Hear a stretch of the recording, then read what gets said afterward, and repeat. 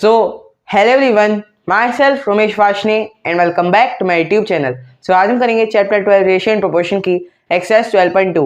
So now let's get started. So आज हम exercise 12.2 question 1 से स्टार्ट करेंगे. क्वेश्चन 1 में दिया है determine if the following are in proportion. ठीक है, हमें बताना है कि प्रोपोर्शन में है कि नहीं. यस और नो में हमें जवाब देना है ना. तो उसे देने के लिए पहले तो हमें इसे सॉल्व करना पड़ेगा. अब मैंने बताया था प्रोपोर्शन लेक्चर 2 में, जिसमें मैंने प्रोपोर्शन यूनिटरी मेथड सिखाया था. तो प्रोपोर्शन बताया था मैंने क्या होता है जब दो रेशियोज इक्वल हो जाते हैं, है ना, तो हम उनको कहते हैं वो दो रेशियोज प्रोपोर्शन में है. अगर आपको कोई ऐसे 4 नंबर लाइन वाइज दिए हो, उनको बताना है कि प्रोपोर्शन में है कि नहीं, तो आपको पता नहीं चलेगा कौन से दो नंबर का रेशियो लेना है. तो पहले तो आप इन दो नंबर का रेशियो लो और फिर बाकी जो नंबर बचे उन दो नंबर का रेशियो लो. मैंने बताया था दो दो की पेयर बना लो, स्टार्टिंग के दो नंबर, एंड के दो नंबर. जो पहला नंबर दिया है स्टार्टिंग में पहले दो पेयर में, उसे आप न्यूमरेटर लोगे, इसे आप डिनोमिनेटर लोगे. ऐसे इसमें इस पेयर में ये पहला है तो इसे न्यूमरेटर से डिनोमिनेटर, एकदम लाइन वाइज ऑर्डर वाइज चलना है. तो पहले हम 15/45 करते हैं, है ना. रेशियो क्या होगा 15:45. 15 रेशियो का साइन 45, तो 15:45 का मतलब 15/45. तो इसको सिंपलेस्ट फॉर्म में कर लो. और 40:120 का मतलब 40/120. इसको सिंपलेस्ट फॉर्म में कर लो तो पता चल जाएगा कि ये दोनों इक्वल आ रहे हैं कि नहीं, है ना. दोनों फ्रैक्शंस इक्वल आ रहे हैं. इक्विवेलेंट फ्रैक्शन कब होते हैं? जब उनकी सिंपलेस्ट फॉर्म इक्वल होती है. अगर सिंपलेस्ट फॉर्म इक्वल है तो फ्रैक्शंस इक्वल है, और फ्रैक्शंस इक्वल है तो रेशियोज इक्वल है. ठीक है, तो 15/45 तो क्या हो जाएगा 1/3. इसका आ जाएगा सिंपलेस्ट फॉर्म में 1/3. और 14/120 करोगे तो 0 से 0 कैंसिल, 4 1 1 4 0 12, तो ये भी आ गया 1/3. तो इसका मतलब क्या हुआ 15/45 बराबर हो गया 40/120. तो इससे क्या पता चला हमें 15:45, है ना. 15:45 का रेशियो बराबर हो गया, क्योंकि 15/45 क्या है 15:45 और 40:120 के बराबर है. तो इक्वल टू का साइन मतलब कि जब दो रेशियोज इक्वल है तो 15:45 प्रपोर्शन में है 40:120 के. तो इसका आंसर है yes, they are in proportion. दूसरा वाला करते हैं. 33/121 करोगे, पहले ये दो फिर ये दो, तो कितना आ जाएगा 11 3 33 11, है ना. 11 इसका आ गया 3/11. 9/96 करोगे तो 3 3 9 3 3 9 3 2 26, यही आएगा. 3 3 9 3 3 9 3 से कट रहे हैं दोनों. 3 3 9 3 2 6 3/32. तो ये आ गया 3/11, ये आ गया 3/32. तो ये फ्रैक्शन इक्वल नहीं है ना. तो 33:121 ये नॉट इक्वल टू है 9:96 के, है ना. 33:121 नॉट इक्वल है 9:96 के, क्योंकि जब फ्रैक्शंस इक्वल नहीं है तो रेशियोज उनके रेशियोज का इक्वल होंगे. तो इक्वल नहीं है तो मतलब ये प्रोपोर्शन में नहीं है. तो इसका आंसर हो गया नो. बी वाला देखते हैं. सी वाला 24/28 करोगे तो कितना आ जाएगा 12 जा, है ना, और 14 जा. 2 12 जा 2 14 जा, 2 6 जा 2 7 जा 6/7. और 36/48 करोगे 12 3 या 36, 12 4 या 48, 3 है ना. 12 से दोनों कट रहे हैं. 12 3 जा 36, 12 3 या 36 और 12 4 जा 48, 3/4 आ गया. तो 6/7 3/4 बराबर नहीं है, तो मतलब एक फ्रैक्शन इक्वलेंट नहीं है. तो 24:28 नॉट इक्वल टू है 36:48 के, है ना. तो जब ये दो रेशियोज इक्वल है तो प्रोपोर्शन में नहीं है, तो इसका आंसर हो गया नो. ठीक है, तो ये था आंसर आपका क्वेश्चन 1 के पहले 3 पार्ट्स का. So now let's start the next part. So हमारे नेक्स्ट पार्ट में दिया है ना, डी और ई एफ पार्ट है. सो 6 पार्ट से पहले 3 पार्ट कर चुके हैं. डी पार्ट में दिया 32 48 70 एंड 210. तो पहले दो का पेयर बना लो.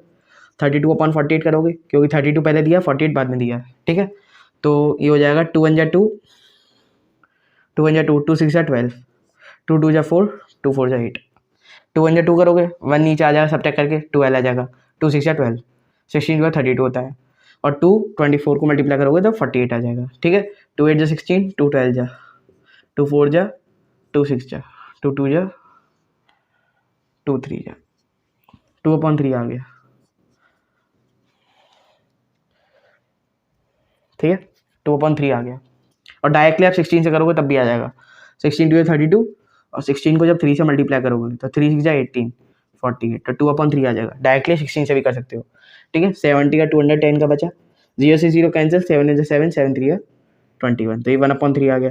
2/3 1/3 के बराबर नहीं है, तो इसका मतलब फ्रैक्शन बराबर नहीं है. तो फ्रैक्शन बराबर नहीं है तो मतलब रेशियो बराबर नहीं है. तो 32:48 इज नॉट इक्वल टू 70:210. तो इसका मतलब रेशियो सब इक्वल नहीं है, तो प्रोपोर्शन में नहीं है. तो इसका आंसर हो गया नो. 4 6 8 12, तो 4/6 करोगे, ये दो फिर ये दो, ऐसे यहाँ पे ये दो और ये दो. 4/6 करोगे तो 2 2 जा 4 2 3 जा 6, 2/3 आ गया.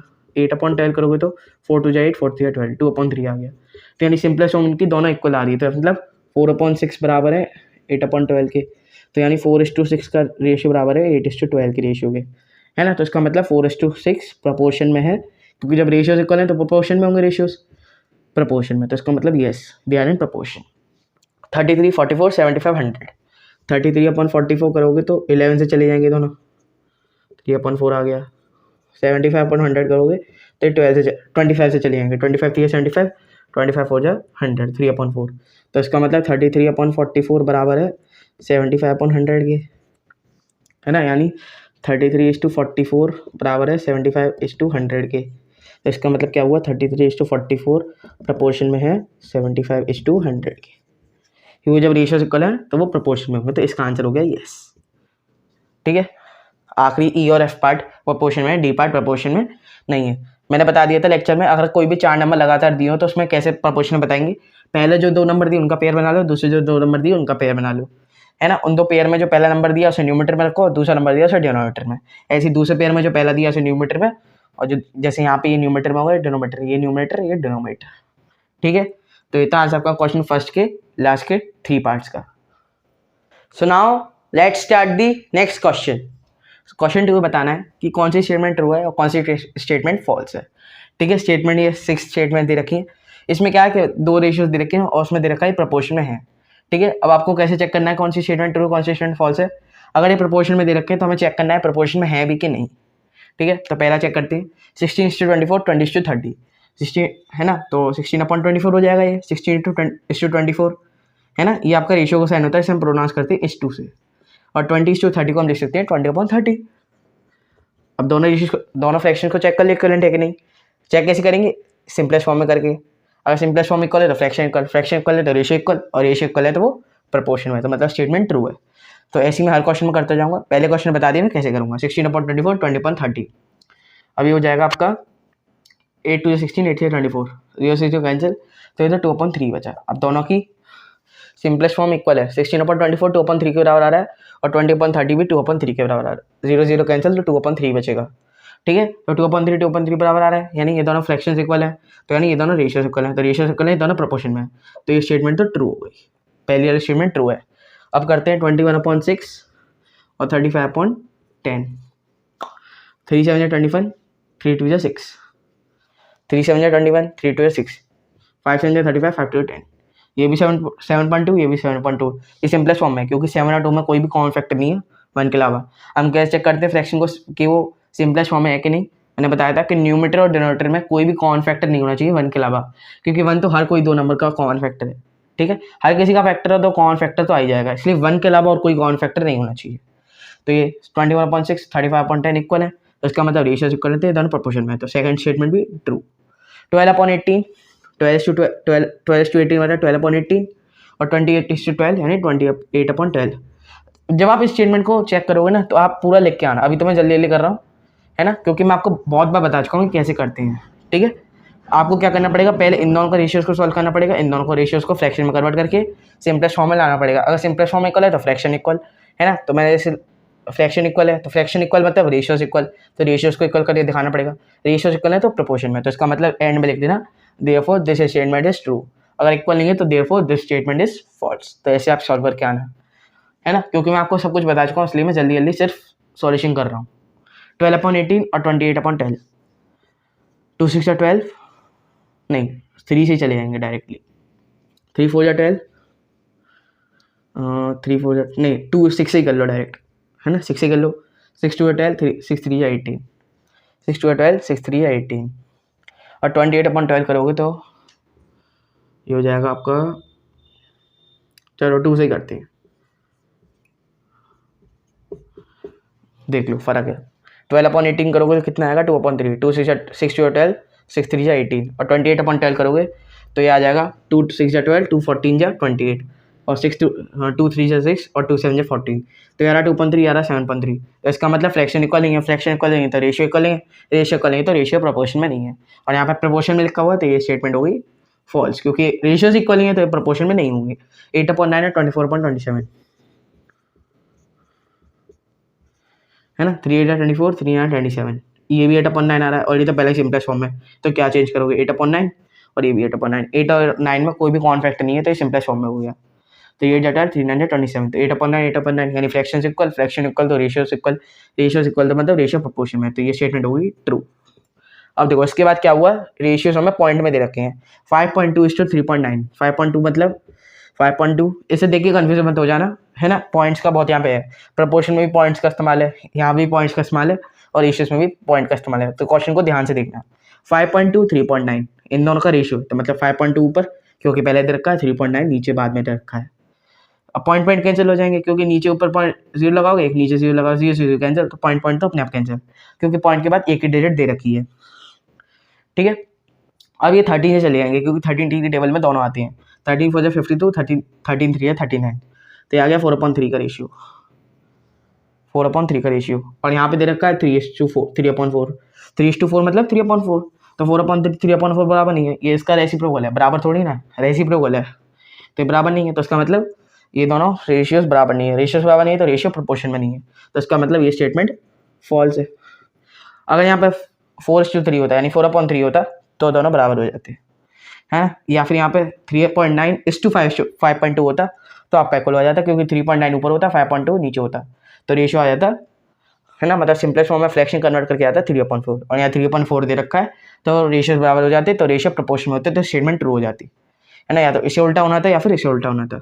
सो अब हम करेंगे एफ पार्ट में दिया 0.9:0.36 और दिया 10:4 का रेशियो है ना, यहाँ पे दिया 10:4, तो 0.9 पहले दिया तो डिनोमिनेटर में और 0.36 करते हैं, यहाँ पे एक 0 लगा देंगे तो पॉइंट कट जाएगा, 9 के बाद एक 0 लगा देंगे तो पॉइंट आपस में कैंसिल हो जाएंगे। ठीक है, क्योंकि पॉइंट के बाद 2 डिजिट दी हुई है, यहाँ पे भी 9 0 2 डिजिट है और यहाँ पे भी 36 2 डिजिट है, तो पॉइंट आपस में कैंसिल हो जाएंगे। और यहाँ पे करोगे 9 10 90, 9 4 36 है ना, 9 10 90 और 9 4 36, तो यहाँ पे रेशियो क्या आ रहा है 10/4, 10:4 का रेशियो आ रहा है यहाँ पे भी, और यहाँ पे भी दिया 10:4 का रेशियो 10/4 है ना। यहाँ हालांकि ये सिंपलेस्ट फॉर्म नहीं है, सिंपलेस्ट फॉर्म में भी करके देख लो, 2 5 10 2 2 4, 2 5 10 2 2 4, सिंपलेस्ट फॉर्म भी बराबर आ रही है, लेकिन अगर आप सिंपलेस्ट फॉर्म होके भी बराबर आ रहे हैं तो मतलब रेशियोज इक्वल है ना, रेशियोज इक्वल है तो रेशियो प्रोपोर्शन में, तो ये स्टेटमेंट ट्रू हो जाएगी, यहाँ पे प्रोपोर्शन का साइन लगा हुआ है तो ये स्टेटमेंट ट्रू हो जाएगी, तो यहाँ पे हम लिख देंगे ट्रू। ठीक है, तो सारी पहली स्टेटमेंट ट्रू थी, सेकंड स्टेटमेंट ट्रू थी, थर्ड फॉल्स थी, फोर्थ ट्रू थी, फिफ्थ भी फॉल्स थी और सिक्स्थ ट्रू थी। ठीक है, तो ये था आंसर आपका क्वेश्चन 2 का। सो आज की वीडियो में इतना ही। आज की वीडियो में हमने एक्सरसाइज 12.2 का क्वेश्चन 1 और 2 का करा। सो अगर आपकी वीडियो पसंद आई हो तो वीडियो को लाइक करें और चैनल को सब्सक्राइब करें और बेल आइकन दबा दें ताकि मेरी वीडियो को नोटिफिकेशन आपको टाइम टू टाइम मिलती रहे, है ना। और इंस्टाग्राम में फॉलो कर लें ताकि ये चैप्टर जब भी खत्म हो उसके आप टेस्ट पेपर देख सकें, और चैनल को सब्सक्राइब कर लें, ठीक है, ताकि जब इस चैप्टर का टेस्ट पेपर अपलोड होगा तो उसका वीडियो सॉल्यूशन भी देख सकें। और मैंने अभी तक जितने भी चैप्टर पढ़ाए हैं उन सबकी प्लेलिस्ट की लिंक नीचे डिस्क्रिप्शन में लाइन वाइज दी हुई है, तो वहाँ पे जाकर आप हर चैप्टर की वीडियो अलग से देख सकते हैं। ठीक है, सो मिलते हैं नेक्स्ट वीडियो में, तब तक के लिए टाटा बाय बाय।